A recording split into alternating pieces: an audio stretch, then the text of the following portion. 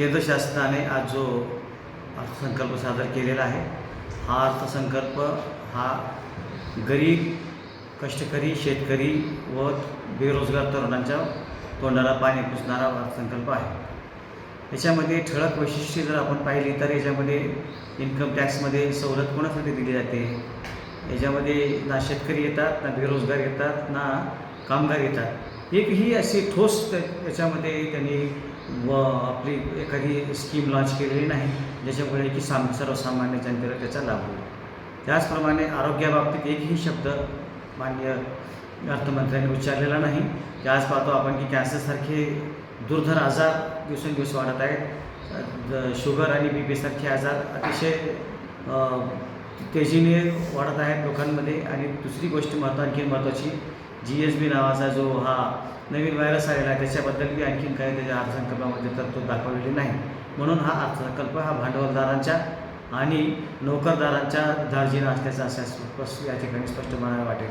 आणि शेतकऱ्यांबाबतीत जे आहे की त्यांची म्हणजे आधारभूत किंमत असेल, त्यांच्या शेतीमालाला भाव असेल, ऊसाचा प्रश्न असेल, सोयाबीनचा प्रश्न असेल, असं कुठल्याही एखाद्या पिकाबाबतीत त्यांनी स्पष्टपणे त्या ठिकाणी आपल्या अर्थसंकल्पामध्ये तरतूद केलेली दिसत नाही।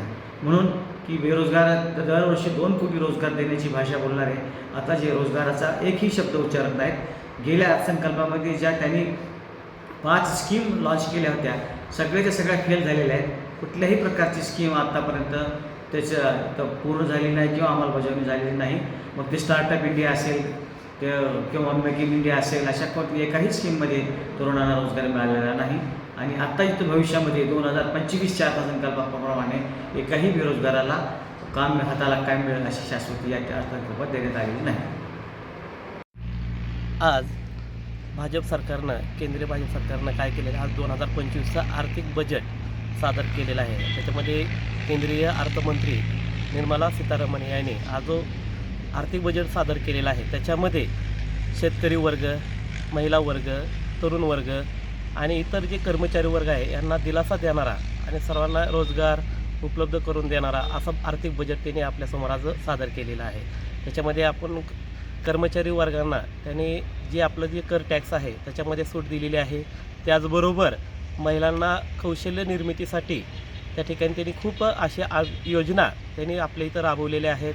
त्याचबरोबर शेतकरी लोकांना मोठ्या प्रमाणामध्ये आर्थिक योजना त्या ठिकाणी त्यांनी उपलब्ध करून दिलेल्या आहेत। अशा अनेक गोष्टीने सर्वांना सोयीस्कर होण्याइतकं म्हणजे सर्व मध्यम वर्गातील लोकांना त्याचा फायदा व्हावा याच्यासाठी आज हा आर्थिक बजेट जो आहे तो या ठिकाणी सादर करण्यात आलेला आहे। या बजेटवर आपण समाधानी आहात का? हा, या बजेटबद्दल मी तर समाधानीच आहे। याचबरोबर समाजातील जी इथं मध्यमवर्गीय आहे, शेतकरी वर्ग असेल, महिला वर्ग असेल किंवा तरुण वर्ग, हे सर्वसुद्धा या बजेटच्या माध्यमातून सर्व समाधानी होतील याची म्हणजे गॅरंटी आहे।